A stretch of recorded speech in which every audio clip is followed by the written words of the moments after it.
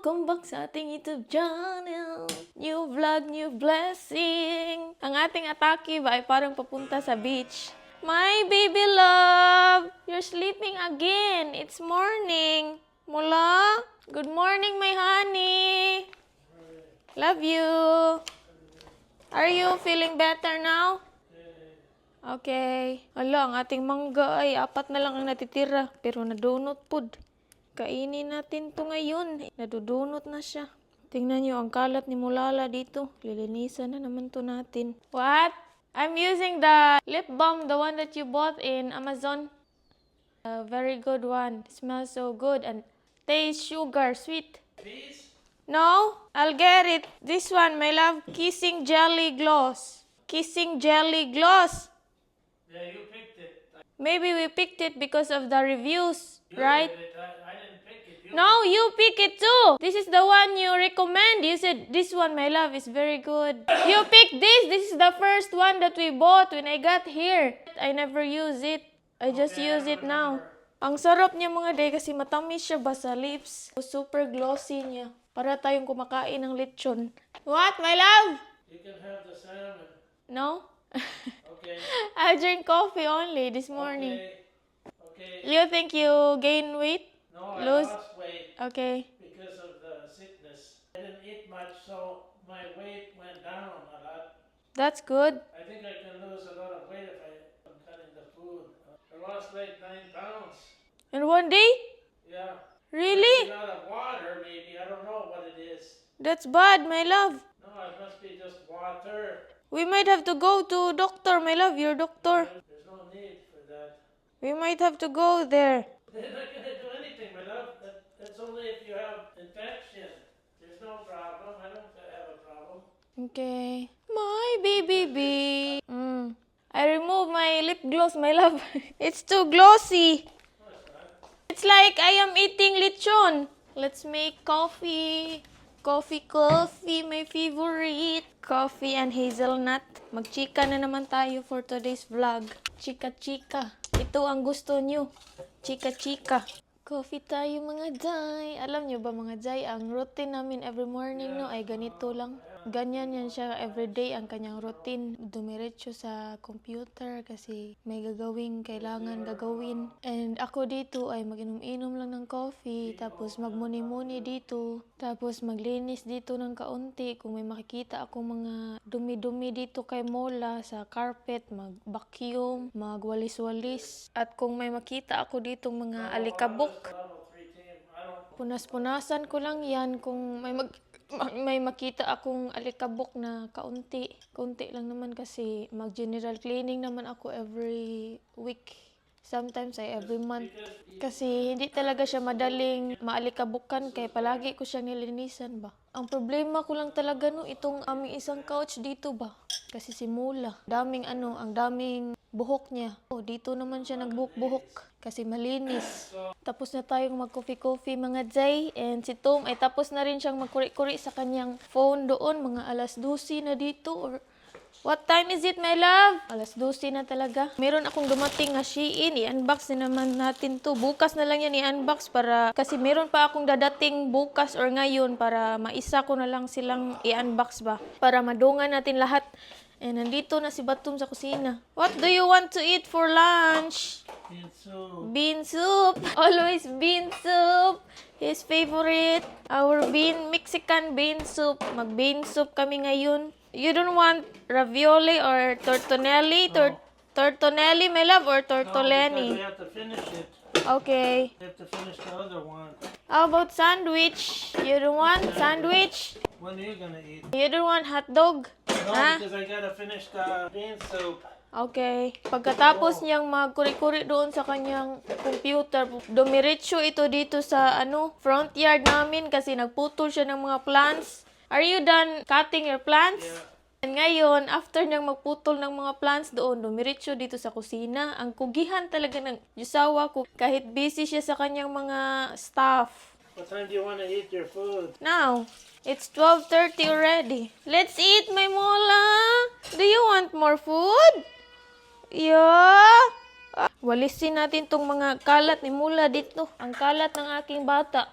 Ang daming mga excess nga pagkain niya ba? Ng mga nangatagak, nangahulog ba? Ambot, bungi man siguro ni akong baby.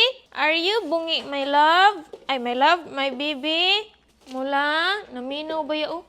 Pinanood lang ako. Ganito yan siya, palaging ano ba? Palaging nakatingin sa akin. Maganyan-ganyan siya ba? Palaging nakatutok sa akin. Tingnan niya kung anong mga ginagawa ko. Thank you, my love. Ito ang gusto ko kay Batong. Matulungin, masunurin, generous, hardworking, smart. Kaya pinangga ko to kasi parang nasa kanya na lahat. Tapos family-oriented din. Mabait, super bait sa aking pamilya. Mapagbigay. Oh, asan ka pa? Ano pang hinahanap mo? Complete package. May mola, molala. Dance! Nagunsa ka na siya dyan. Ay, ang kanyang laruan. Ah, kaya pala. Nagtungtung-tungtung. Hmm? You're so happy, ha? Paboritong-paborito niya itong laruan. Mag-vacuum na naman ta, baby. Kaya ang dami na namang mga alikabok ka ng mga buhok niya ba? Naaman siguro kay cancer, B. Mga tangtang ang kanyang buhok, mga day. Dahil siguro yan kanang maligo siya, no? Kanang maligo siya sa kanyang kaugalingon ba? Tilap-tilapan niya ang kanyang mga buhok, tapos mga tanggal. Where's Mala? She left. Okay. Yummy! Ouch! Let's eat! Let's lay it over there. Yeah. Come on, I'm just gonna eat my bread. Okay. How many minutes is yours? Let's 2? eat, my mom. One? Just one. Maybe 1:30? You don't want rice? No. Okay, 1:30. Yeah? Let's eat? Yeah. What do you want? More food? Are you sure you're getting better now, my love? Yeah, I'm getting better. Okay. I'm always tired. My rice! Hello mga guys! Ito, may natutulog lang kasi afternoon ngayon and after namin kumain ng lunch ay dumiretso sa kwarto namin kasi natulog. Ngayon ay mag-unboxing tayo mga day. Ganyan kami kapag tanghali mga day, matutulog lang, magpahinga. Lalong-lalo na kahapon, nagkasakit si Tom. Hindi naman siya sakit nga masyadong malala nga specific nga sakit. Ano lang siya, not feeling well. Kaya nagpahinga talaga siya. And ngayon ay mag-unboxing tayo. Galing ito sa Shein. Mga orders ko, 1, 2, 3, 4. Mga 4 ang dumating ngayon. I-unbox na lang natin to para matapos to. Ma-check natin ba ang size. Hindi ba mali ang ating size nga na order blouse, yung pang Korean nga blouse. Mga ganito ang mga pinamili ko nga blouse kay cozy siya sa pakiramdam, hindi siya mainit sa pakiramdam. Super cozy niya. Ito yung mga blouse na gusto ng mother ko. Maaliwalas sa katawan ba. Ayan. Ang forma niya ay pang Korean. Next, another cozy nga blouse. Ang ganda no. Pang Korean din siya. Ang ganda niya sa katawan kapag idapat mo siya ba kay maaliwalas siya. Kaya ko ito in order. Next, another one. Another one nga cozy nga blouse. Wow, ang cute. Super cute. Ang cute niya mga day. Blouse pa rin siya. Ang cozy pa rin niya nga tela. Gituyo ko talaga tong orderin nga ganito nga mga blouse kasi cozy siya, maaliwalas. Next, another cozy nga blouse. Ay, dress pala. Wow! Ang cute! Tingnan niyo! Ang cute niya mga day. Ayan. Ang cute! Suotin natin ito mamaya. I-check natin ang mga sizes niya kung magkasya ba siya sa atin. Sa mama ko din ito mapunta lahat. Gustong-gusto niya yung mga ganitong blouse, mga day, mga maaliwalas nga type nga blouse ba. May nagsasabi dyan ba si Ma'am Smith? Nag-advise si Ma'am Smith. Miss Smith ang kanyang YouTube, sabi niya, Inday, mabuti nang matutunan mo yung mga like yung driving, pagbayad ng mga bills namin dito. Nagplano na kami sa ganun, mga ganong bagay. about sa driving, alam ko naman paano magda-drive kasi meron na akong driver license sa Pilipinas before nung nandoon pa ako. Nung pagkuha ko ng driver license sa Pilipinas, gi-on process ko talaga yun. Nakapasar talaga, nag-take talaga ako ng exam doon sa Pilipinas para makakuha ng driver license. Hindi ako nagbayad ng fixer ba, yung tawag sa atin sa Pinas, yung for example, gusto mong magkuha ng driver license tapos hindi ka pa marunong mag-drive and gusto mo yung mas madali lang na pagkuha ng driver license. Ang way ng pagkuha nila ng driver license ay gi-fixer nila. Pero sa akin, dumaan talaga ako sa proseso ng pagkuha ng driver license. Para sa akin, ang pagda-drive dito ay very easy na lang kasi mas mahirap ba ang daan doon sa Pilipinas. Sa tingin ko mas mahirap mag-drive doon sa Pilipinas kasi ang daan ba masikip. Dito ay mga malalapad naman dito kaya sa tingin ko mas very easy dito mag-drive sa US. And one thing na reason kaya hindi pa kami nagkuha ng driver license ko dito kasi meron pa kaming binabayarang malaking gastos. Project siya nga malaking gastos sa Pilipinas. Hindi namin gustong idungan lahat ang mga gastusin this year kasi mas lalong lalaki ang aming taxes kung dungan lahat ang aming gastusin. If dagdagan pa namin ng pagbili ng sasakyan ko, mas lalong lalaki ang taxes. Kasi ang gusto nito, bibilhan niya ako ng brand new nga sasakyan.